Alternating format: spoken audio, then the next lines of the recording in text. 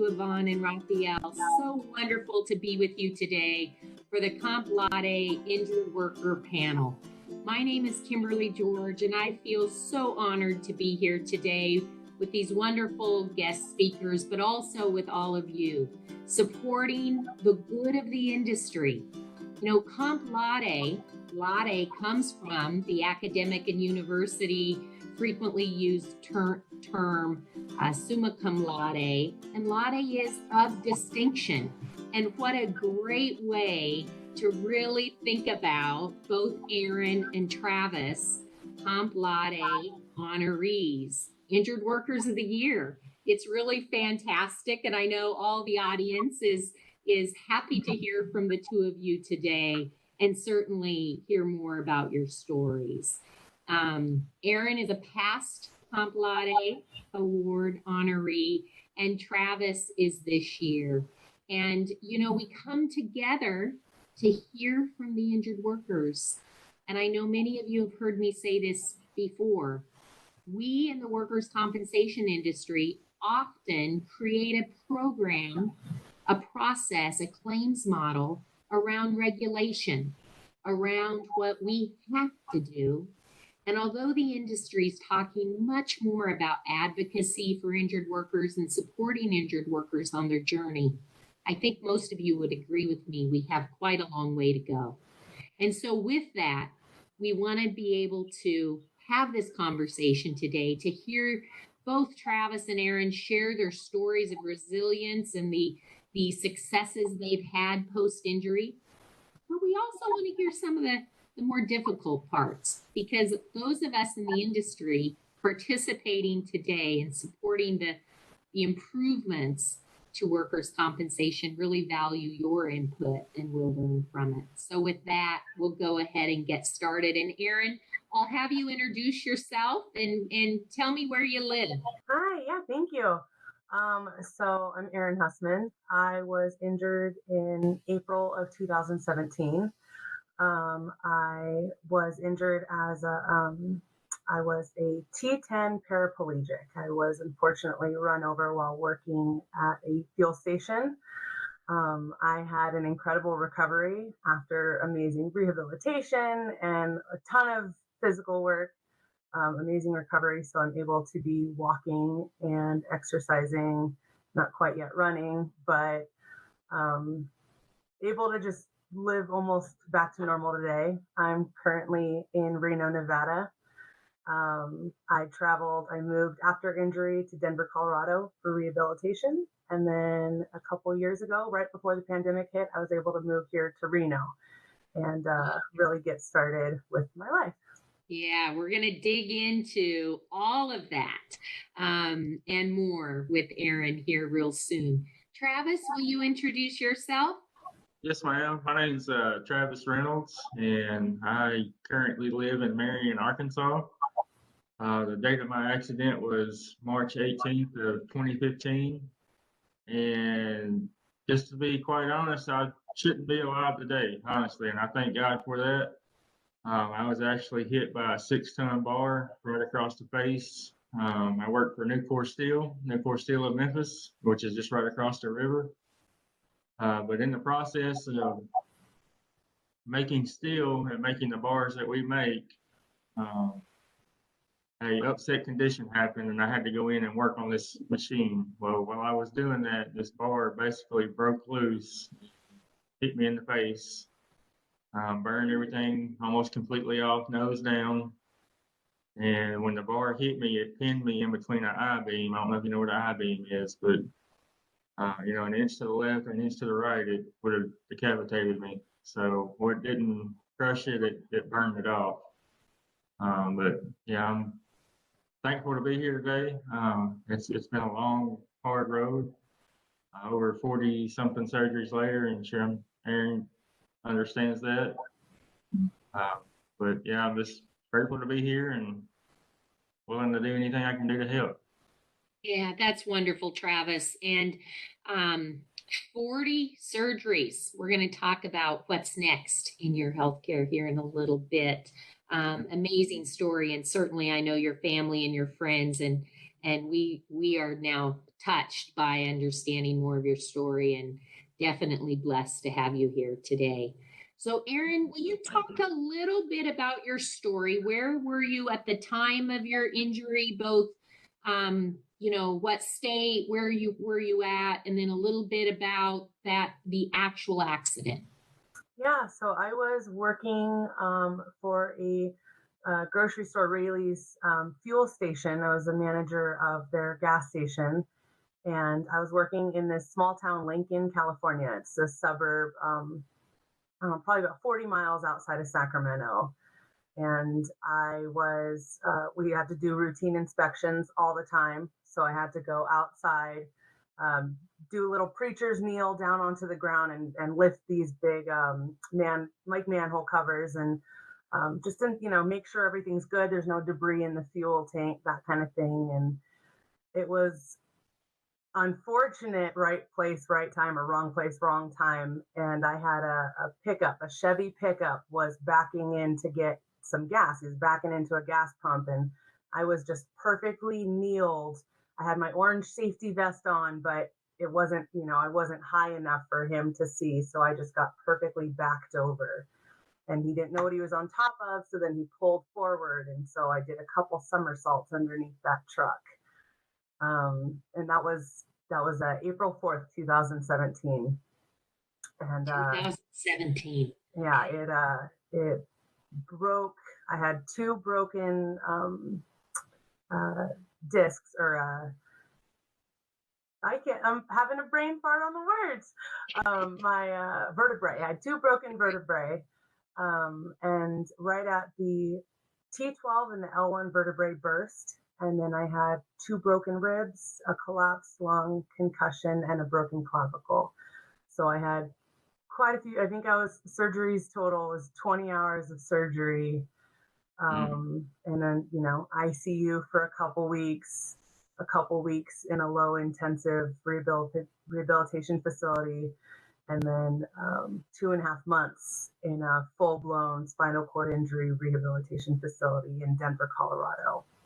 Yeah, we'll get into that here in a minute. And this is one of those times that as we think about the medical care for our injured workers, in the catastrophic sense, we typically do a pretty good job in workers' comp to get people to centers of excellence and in the hands of medical providers that can really do their best work, the heroics, if you will, that have allowed both Erin and Travis to be with us today. So Erin, next up, we're going to dig into your treatment. Travis, will you share a little bit more about the beam and how it came about that beam came into contact with you? Yes, ma'am.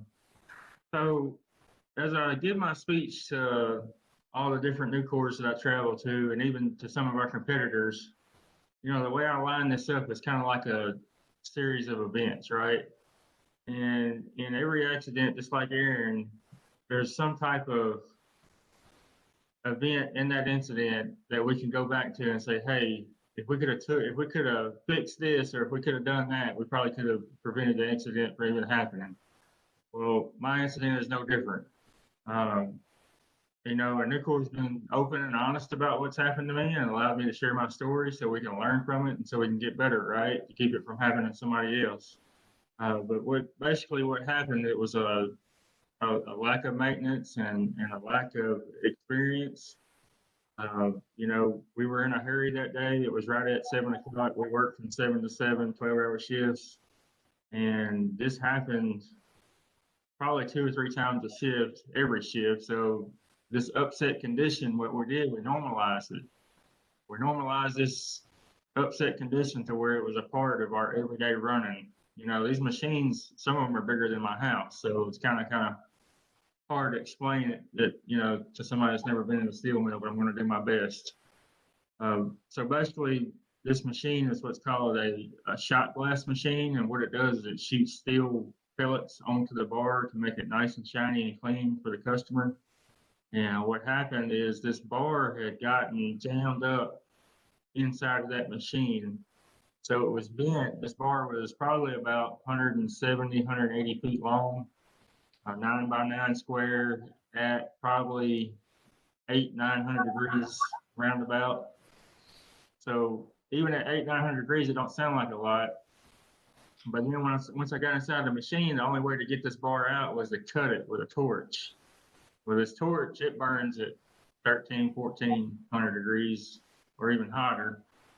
So what I done was I heated this bar up to the point where it was almost molten steel.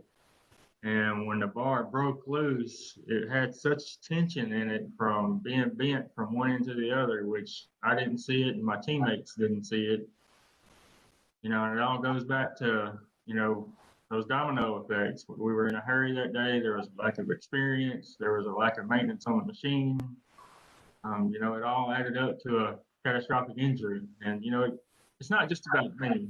It's too many times I've been to other places where I've heard very similar stories like mine. And most of the time, what causes the incident could have been fixed before the person even got to the hospital. So let that sink in, what caused the incident could have been fixed before the person even made it to the hospital. In my case, is no different.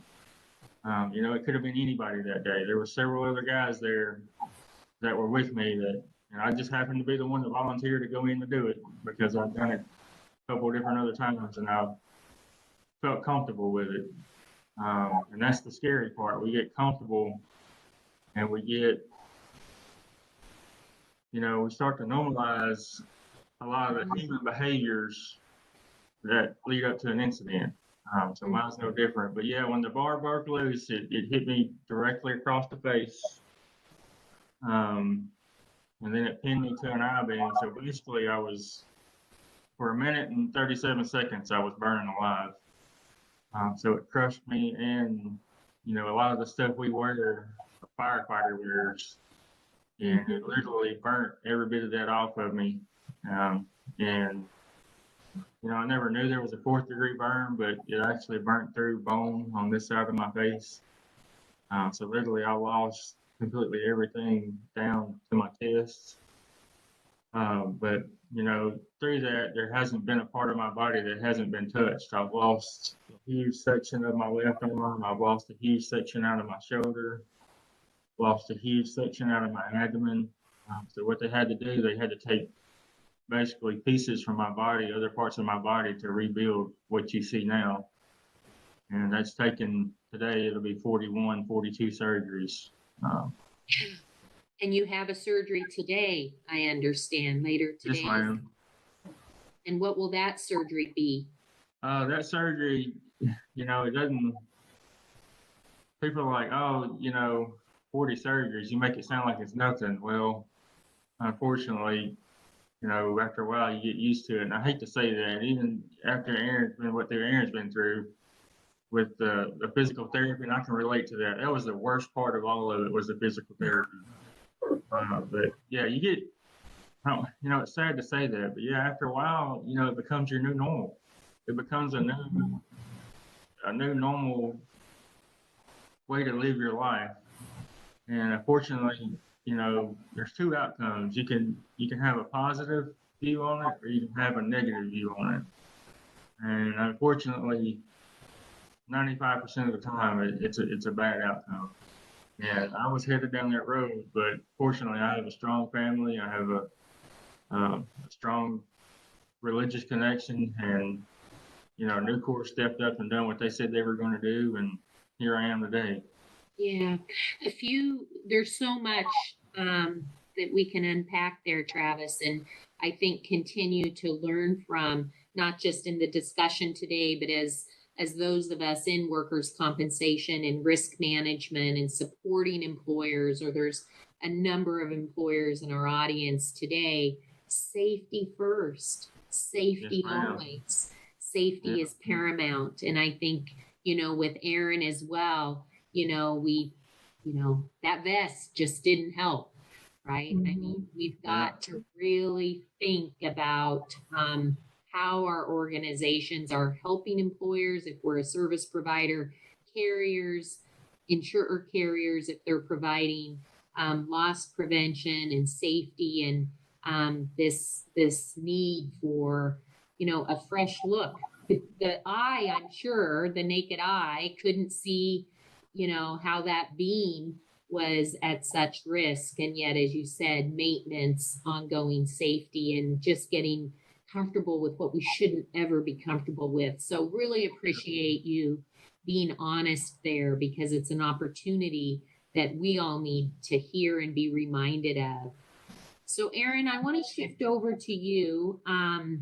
You had your initial care, I suspect, in Sacramento, and then you went to Denver. Will you tell us about how you got to Denver? Was that who made that decision, or how did that come about? And then a little bit about, I think you might have been at Craig Hospital.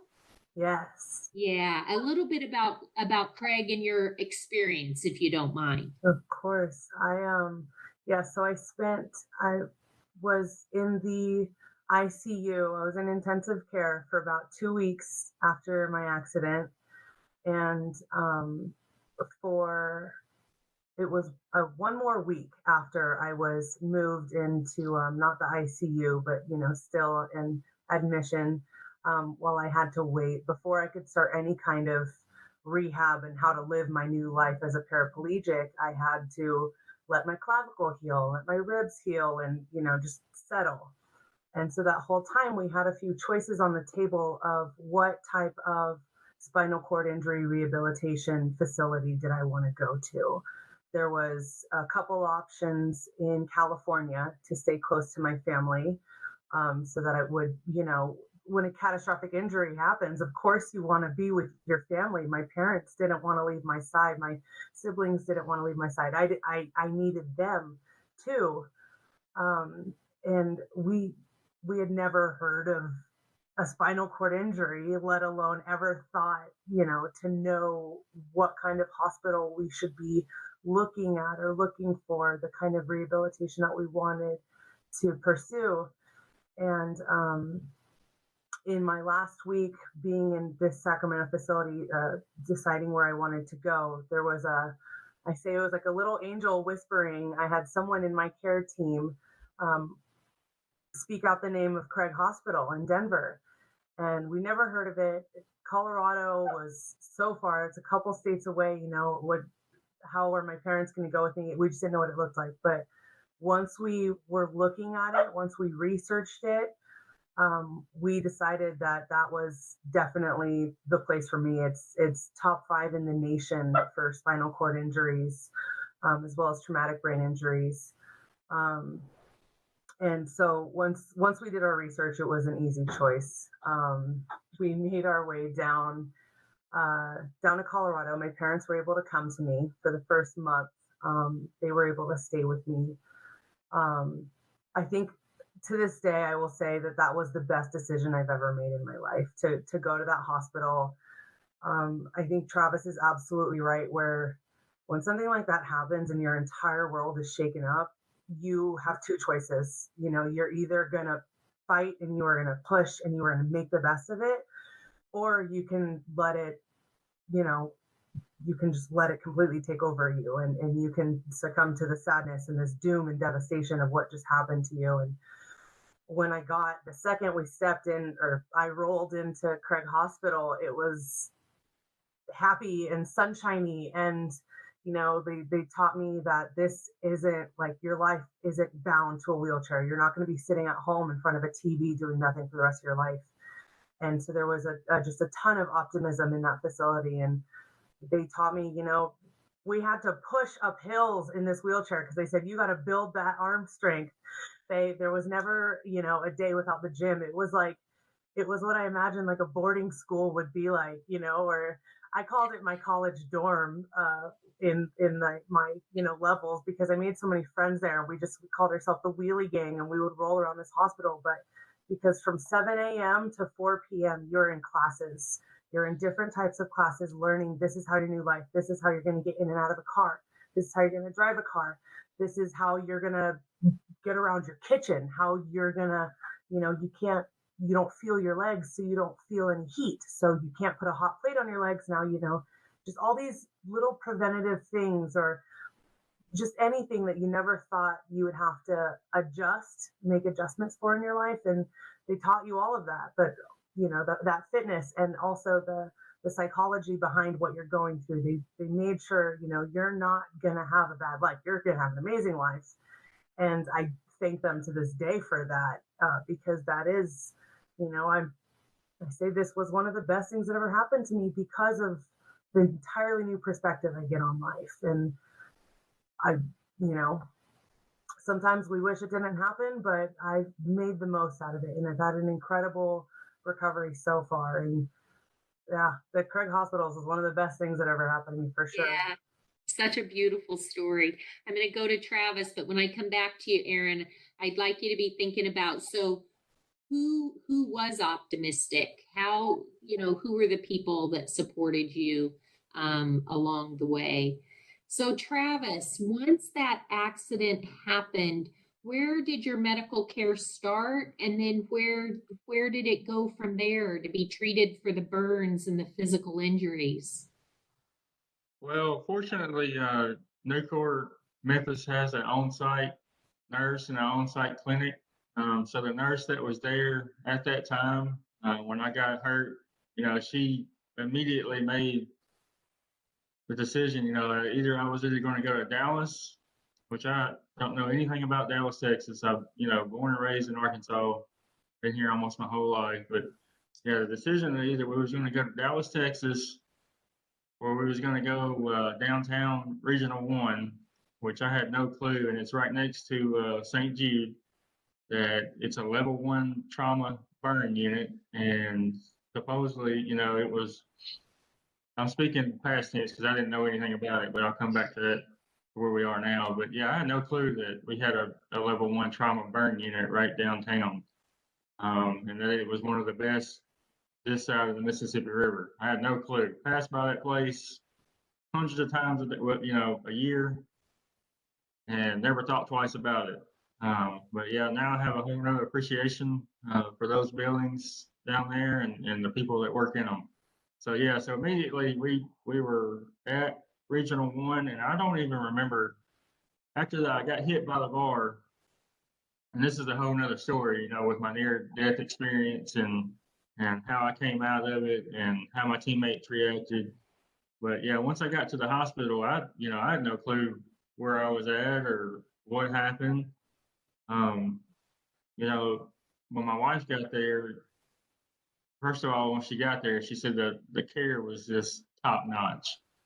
They were constantly updating her. We had first thing they had to do, I guess, was to focus on the structural part of it, my jawbone, and they didn't have anybody there that they thought could put my jaw back together. So somebody flew in that could do that. But then once that was taken care of and they saw that I was going to live through the first night, I had to have 2 24-hour surgeries back to back just to save my life. So the first one was to reconstruct my jawbone, and the second one was to take care of everything else that was burned off. So what you see here, this part is actually my arm, and then this section here is actually from my abdomen and my stomach. So literally that was 2 24-hour surgeries back to back. And I don't remember any of that. My wife, she said some of it I was awake, which I don't remember. I had to spend almost, it was a little over 2 months in the ICU. And they were telling my wife at that time it was probably going to be 8 months. And, just by the grace of God and the medical team there and my wife and my family and my friends, I was able to fight through it. And I'll be completely honest with you, it was hard. It was dark. It didn't look good. And if I hadn't had my wife and my kids, I probably would have gave up. I'm just being completely honest with you. But yeah, there's a lot of it that I wasn't awake for a while, and then I never even got to see my family for a while. My wife, in order for her to see me, she had to put what was like a hazmat suit on just to come in to see me because the risk of infection was really high. So yeah, that whole time, my boys, Hunter, he was 2 years old, and Tanner was 6 months old, and this is the hard, this is, sorry, I don't want to get upset, but this is the hardest part of the story is, every day that I left, Hunter was at the door. And every day that I got home, Hunter was there to meet me until one day Daddy didn't show back up. And his little mind didn't comprehend it.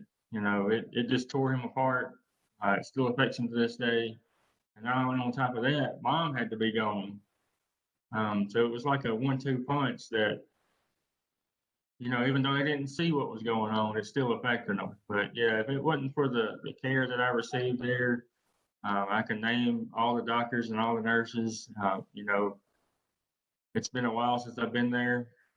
My care is focused other places now, but I'm still friends with some of the doctors and some of the nurses still to this day. So it's definitely made an impact on my life. And I had no clue that we had some of the best doctors and the best burn country this side of the river, right in my backyard. Never knew it. Yeah, before I got into insurance, I was a neurology trauma one nurse, and many of my patients had not only neurological but burns, and so I spent years working in a burn unit, and really admiration for what the med does. Yeah. Really great facility, and you're fortunate. Both of you are fortunate that you were able to get both that immediate care with professionals that had the wisdom, insight, and ability to treat your very complex injuries, but then set you up for, an opportunity to be successful later. The comments about your family are really helpful. There's ways that insurance companies can help families with catastrophic nurse case management, with backup child care, with meal support, and helping that family unit. And sometimes our minds and the laws might be more about just the medical care, but the recovery for both Erin and Travis were absolutely critical. Probably they wouldn't be where they were today if they didn't have their families and that support. And so I mention that because it's very touching to hear, Travis, and as a mom, I imagine, just you as a father, just that will stay with you, and your family, I'm sure, continues to work through that. But we in the audience, need to think about that. So do our programs go far enough to support the family? And I know we're talking about catastrophic injuries where we tend to have injured workers get the best of the best, but anytime there's surgeries, hospitalizations, people are having to go to and from for medical care, what can we do to help them be set up for success? So thank you, Travis, for sharing that, and I'm sure it continues to be something you and your family have to work through. Erin, when you think about Craig and the people, and whether it's insurance or nurse case managers or case managers at the facility, who is there for you? I know your family, and who else? If I can really quick to go back to your point for the family, I that's one thing that is refreshed in my mind right now, where when I was sent to Denver, and we had it approved, and we're like, okay, we're going to Denver, we're going to this facility. We didn't have the wherewithal, nothing, and it was really my parents. I wasn't there. I was still on a lot of, just a lot was happening. And so I wasn't fully there. My parents were taking care of everything. And we went to Denver, and we didn't think about, a rental car for them or where they would stay for them. We didn't even pack a bag for me of clothing. We didn't go with anything. They put me on a care flight, and we went. And so that was the one thing where our adjuster said, go to Marshall's, go to Ross, go shopping, get Erin some clothes, send us the receipts, we'll reimburse you.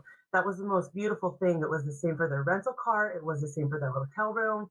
They took care of my family because my family had to take care of me. And so that was a beautiful tidbit that I think a lot of times gets overlooked, or, you don't think about clothes.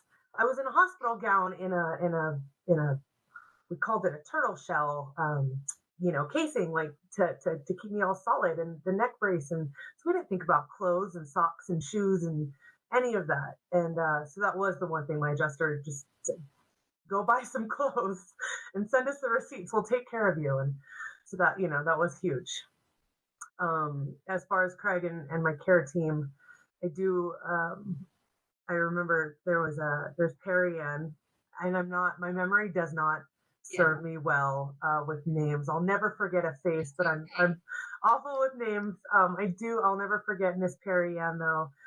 I had Dr. Tom. And he was at my acute. He was before I even got to Denver, and he was the first. I believe his name was Tom O'Hara, and he had told my mom. He pulled her aside and he said, "Erin's gonna make it. Erin is gonna kill this. Erin, she's gonna be all right." And I've kept him in my brain forever since then. Those words stick with me, and I thank him for saying that, because that stayed in my head the whole time as Erin's gonna do this. Erin's gonna kill it. When I got to Craig, it was Miss Perry Ann. Carol was my case manager at that facility. She was amazing. I had Dr. Tom Skelza. He was hilarious and the best person. He was in a wheelchair himself. He was a living proof of the life you can have after injury, and it being a great life. So he was incredible. Oh my God, all of my nurses, I still stay in touch with my entire staff there and my entire care team there. We're on Facebook, and I'll text them every once in a while, and because they were amazing. Lori Roberts, she was incredible. I have the best team. That's good. Yeah, everyone behind me was just incredible superheroes. So Erin had a unique situation where, and those of us, in the industry fully recognize this, where how is somebody progressing? Can they continue to stay at the facility?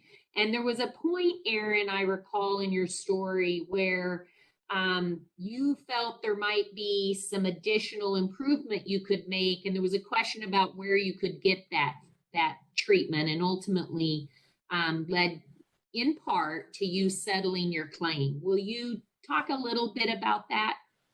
Absolutely. So when I was leaving Craig Hospital, I was still 98% paralyzed, but I had just started getting tiny twinges of function back. I had, a hip flexor that started twitching, and I could kind of shake my knee, or one little toe start twitching on my left foot. And so I knew that meant there was hope. And they discharged me from the hospital. I was there for 2.5 months. They discharged me, and they said, after 6 months, if you can get clearance from your neurosurgeon, the guy who did all this surgery, if he can say, like, yeah, you're strong enough, we can get you back here and you can start our gait program, which is putting me in full long leg braces, the whole mechanical setup, but just to start trying to walk again, to kind of push those buttons for a lot of more intensive outpatient therapy. So I went back home to Sacramento and just kind of rested. I got myself a gym membership. I tried to check out, there was a hospital they were building a spinal cord injury unit. They were in the works of it. They were putting it together, and it was the same hospital that I had the surgery at, and that I was at there for the intensive care, but it wasn't ready yet. It was still about a year away. So that wasn't really an option at that moment, since I wanted to go. There was a facility that was about an hour's drive away, but their cost was insane, and they didn't work with insurance. So that wasn't really an option. My best bet was to go back to Colorado, go back to Craig Hospital, and do that intensive outpatient therapy and do their gait program. But it was one thing that I had trouble getting approved from the insurance. It was something that it was a battle. It wasn't really a battle. It just was a lot of pushback. It was a lot of, no, let's try these other options. No, let's do this. And my heart was set on that place. I knew that was where I needed to be. I knew the care that I would receive there.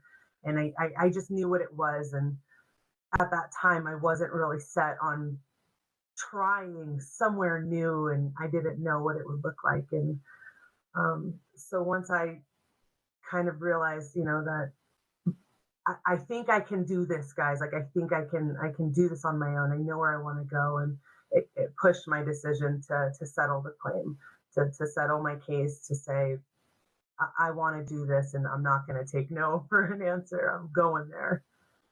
Yeah. And how many months, or what was the time frame after your accident to settlement? I was injured April 4th and I settled my case October 29th.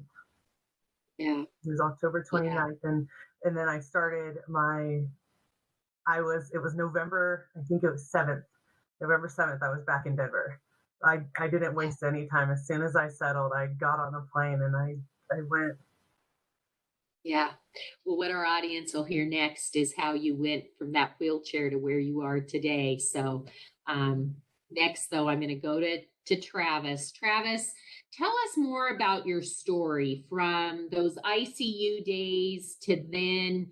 How did your treatment progress? You ultimately got to come home or maybe a different facility. What happened after ICU? So after the ICU, and I went through a lot of the major surgeries with what they call free flap transplants. Um, First of all, the bar, I don't really remember. I remember hearing it, but I don't really remember a whole lot about it. So my worst time was in the hospital. I was having flashbacks, had PTSD really bad. I was missing my kids and missing my family. So that part of it was really, really hard for me. So I took those initial days in the ICU. That was probably the hardest part. Not knowing really what was going on, and I could hear the discussions between the doctors and my wife about what was missing and how we were going to get some of it back, and um, I had to learn how to talk again. I lost half my tongue. That was burnout. Lost over half my teeth so far from here to here. Um, so that's been a struggle right now. But at that point, yeah, that was some of the conversations that were going on, and my wife was trying to soak all that in. Like, okay, like where can we go from here? And the advice that was given to her was really good. The treatment was really good. So once they're like, okay, well, he's going to survive. This is the treatment plan. This is what we're going to do with the pre-collapse. And then once that was really a scary part of the process because we didn't know that my body. I was actually a recipient, or could have been a recipient for a facial transplant, nose down, but the decision was made really early on that we didn't want to go that route because there was a high probability that my body was probably going to reject it. Um, so then that's when we went to pre-flap option, and my doctor, Dr. Allison Chenkoff, oh man, we bumped heads like we fought like cats and dogs. We really did. He's a real stern Russian uh, guy. He served in the Soviet Union Army, and he told me, he's like, you remind me of one of my best friends who had a shrapnel wound. And he told me right off the bat, he's like, I couldn't save him then, but he said, I can save you now, and I'm going to give you my best treatment, and this is what it's going to look like. So that time up to that point, and then on after that, we became really good friends. It's like, okay, I trust you with my life now. That was the hard part, was trying to trust somebody with my life and trust them with what my face is going to look like afterwards. That was really hard for me to accept that. It really was. Um, so once the free flaps were done and they're okay, well, it's going to heal. Your body took to it really well. They moved me out of the ICU into what's called step down, and that's where I had to learn how to walk again. Uh, when the bar hit me, it actually ruptured one of the discs in my neck. So I had what they call a drop foot on the whole right side of my body. So I couldn't move my leg all the way up to my waist. I didn't feel anything. So that took several months for it to finally come back. So I had to learn to walk, and then the talking part slowly started to come back with speech therapy. Learning how to eat again. I wasn't eating from my family for a really long time. It took me probably 2 years before I would even come out of the house. I mean, you know, you go from looking like a normal person to what I thought was a monster afterwards. You know, it was really hard to let that settle in and sink in. You know, like what am I going to do now? You know, but yeah, I decided I wasn't going to let it control my life, and you know, we took it one day at a time and one step at a time, and finally I was able to. It got to the point where I was ready to go home. I was tired of not seeing my boys. I was tired of not seeing my family, and it got to the point where, okay, I'm ready to go home, and what are you going to do to keep me from going home? That's the conversation we were having at that point, because I'm a very determined individual, I guess you can say.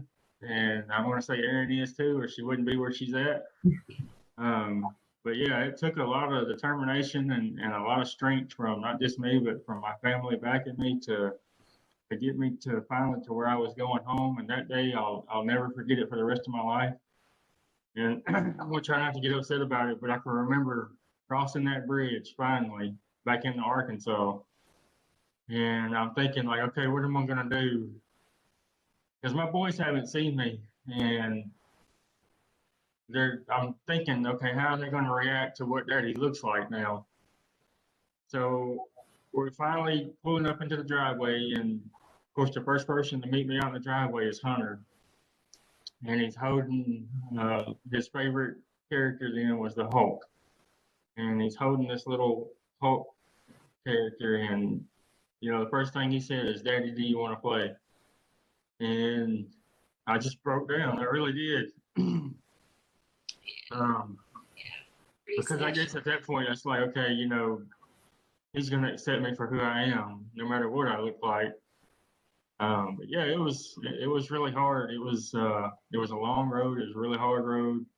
But once I got out of the hospital, and I still had to have in-home care from nurses. I still had open wounds. My arm was still open. My face was still open in certain areas. They had to let it heal from the inside out. But we had a lot of setbacks with infections and necrosis, and you know, some other issues that we were having with wound vacs and that type of stuff. But yeah, about 2 years later, I finally had made my mind up that I was gonna go back outside again. And then it went from there to sharing my story, and here we are now. Look at you. Really amazing. Really amazing. But if I could, I didn't mean to skip over something, but I do want to go back to the family thing. Yeah. You know, when my wife was going through what she was going through, you know, she didn't think about mowing the yard. She didn't think about paying the mortgage. She didn't think about what she was going to come home and cook for supper that night. You know, from the time that she got that phone call at 7 o'clock that night on up to the hospital stay and everything else, you know, everything else was dropped, and all her attention was focused on me and those kids. And what helped us is when Nucor stepped up and said, okay, you know, from day one, and I probably wouldn't be here. That's part of my success story, really, is my employer. From day one, they were there, and they were like, you know, we're going to make a commitment to you. And we're going to make a commitment to your family that no matter what it takes, we're going to get you back to where you need to be. So day one, they had people mowing our yard. They had meal plans set up. I mean, you name it, they took care of it. They bought my wife extra car seats because she was having to travel back and forth to her parents' house. So it just really made it hard for her to keep moving car seats back and forth. And with her breastfeeding, it made it even worse. So, you know, she was up there with me at all hours of the night. So they had people, I know that sounds weird, but they had people volunteer that. I mean, I didn't even know you could do that. But anyways, but yeah, it's the little things like that made this whole story what it is today. And I couldn't have done it without them. And I'm so happy that you mentioned that, because I think that's another reason why Abby Hudgens from the state of Tennessee nominated your recovery, but this amazing story where your employer wrap their arms around not just you but your My family, and of family, course yes, ma'am. you're working for them now. Is Oh Do you yeah, want to yeah. I share a feel little bit about what your role is today? yes, ma'am. So I'm actually the safety coordinator for Nucor Steel Memphis, and so not only do I do that, I also travel to other Nucor divisions and to some of our competitors like Gerdau and SBI and Big River to share my story because Nucor said, hey, it's not just about like the competitiveness. Yeah, we're all in the steel business and industry to make money, but we're also in it to take care of our employees. We're also in it for safety and to make sure that this doesn't happen to another family. So yeah, I can't thank them enough. I mean, seriously, they've like opened up the book for me. Like, if you want to tell your story, you go tell your story. Um, you know, and that's led to a lot of changes even at our mill. If I could tell you the way we operated then versus the way we operate now, it's a night and day difference. So we haven't had a major incident since mine, and I pray that we never have a major incident again.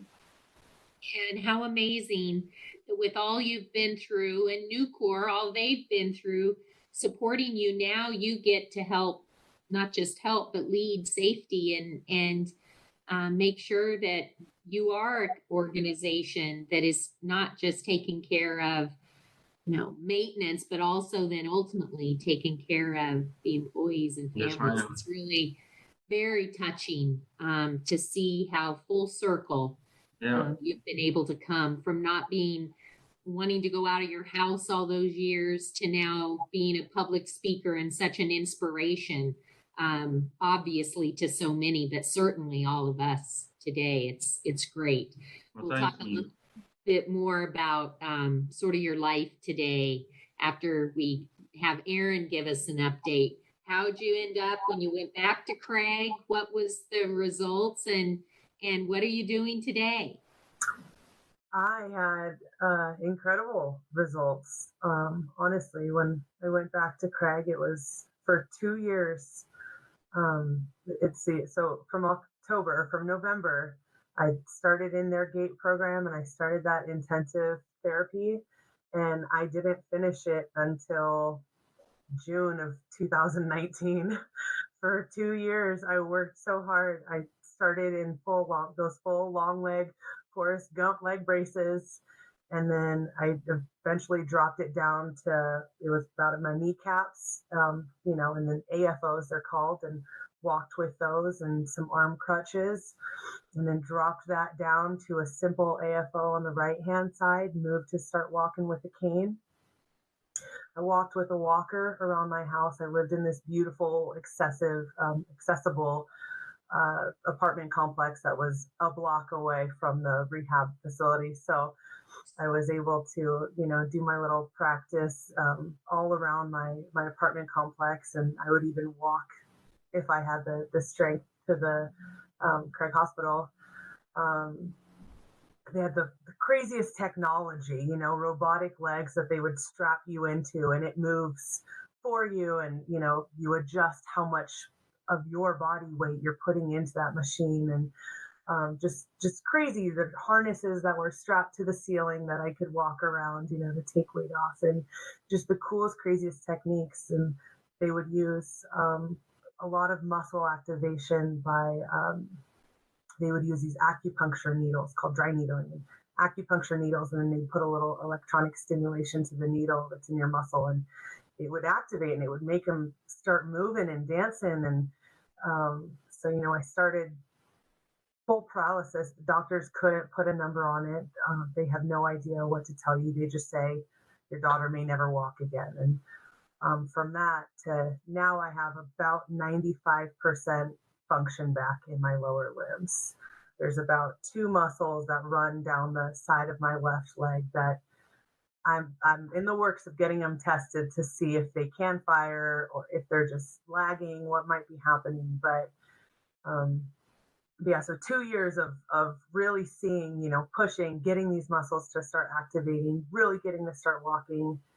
And then in 2019, when I moved into Reno, I felt comfortable leaving Craig Hospital. I felt comfortable leaving that area because I said, all right, guys, like I was pretty much, I was walking with a walker, still mostly wheelchair dependent, but I could walk and I was doing it. I knew these muscles were coming back. So it was really just building strength. So when I moved out here, I just got myself a gym membership. I keep in contact with all my trainers back there. I'll send them a message. Hey, what are some things that I can physically do to get my hamstrings to strengthen, to give me more support? So we'll still chit chat that way. And I just do my workouts, working with a great trainer right now who she was actually same situation. She was paralyzed like me, gained full function back. So she knows exactly what she's doing with me. And now I'm able to walk. I haven't used my wheelchair since I think it was March of this year was the last time I used my wheelchair. I think the last time I was at a Comp Laude conference, my husky puppy was Yeah. a year old. I think she had just turned a year old. And my whole goal was to be able to walk her. I wanted to not just walk her in the wheelchair, but I wanted to walk her. And now since March, I'm able to walk her. And now she's 4 years old. She's got a little chunkier, so she gives me a That's good awesome. resistance when we walk. But now I'm walking her, and I have like Travis experienced. I have drop foot in my left leg because those two muscles aren't firing. I always joke that I'm really good at falling. It's the most graceful fall you'll ever see, the most graceful trip, and I try not to let my ego get bruised when I do fall, but it's okay, and they're less and less, in frequency now. So I've Yeah. I got truly blessed with my recovery, and it's been an incredible journey, and I'm still working at it. It's going to be a lifelong goal. I'm actually currently, because of the metal rods that were in my back to stabilize and to fuse my bones together, they cause me a bit of grief. Usually when I sleep, sitting down for long periods of time, I can't lay in one position. I can't lie on my flat back. Limited flexibility. So I'm actually in talks with a neurosurgeon now to have the hardware taken out. And because of that, I need, I really need to be in the best shape, the best muscle recovery I could be in to have that surgery to make that easier on me and on my body. And I'm fortunate that I'm in a pretty darn good shape now. Yeah. Yeah. I see you on Facebook. You are raking leaves and hiking and camping, and it's just wonderful to see you thriving. It just warms my heart, and I know it does the audience as well. And you're working full time? Yes, I do work full time. I work for we're a life insurance broker, and I'm an executive assistant with them. It was actually right after the last Comp Laude in 2019. I was raking leaves, and because of being in a wheelchair, no, limited ground contact, no body weight, I just had low bone density, and I tripped raking leaves, and I broke my tibia and fibula, and I had to have a surgery there. So that was a little frustrating setback. I had to be wheelchair bound for another 6 months, and then restart again. But it's every fallback is a new way to come up stronger. So Yeah, that's wonderful. Well, you are such an inspiration, and it's just a beautiful story. And I tell your story, and I will talk about your story in the future as well, Travis. And in part because, believe in our injured workers. Look at you knew where you wanted to get, and sometimes we have to believe in them even when they don't believe in themselves, and be that positive inspiration, because obviously you both have talked about that, how the inspiration of your care providers, their trust in you, their belief in your ability to recover really mattered. Travis, what's it mean to you being recognized in this way, this honor of distinction, comp Laude? How does it make you feel? The the initial shock, I was ecstatic, but then once I got to thinking about it, I'm like, okay, this just isn't my award. Like, this is my wife's award. This is my kids' award. This is New Corps award. This is my nurses' award. This is my doctor. Because I didn't do it on my own. Um, but to have all that support to get to where I am, and because I didn't know that I was going to go back to work. Honestly, I at that time it was like, okay, what am I going to do with the rest of my life? Um, I'm 37 now, so that was 6 years ago. It was like, what am I going to do with the rest of my life? Um, so to where I am now, it's amazing. It's an honor. It really is.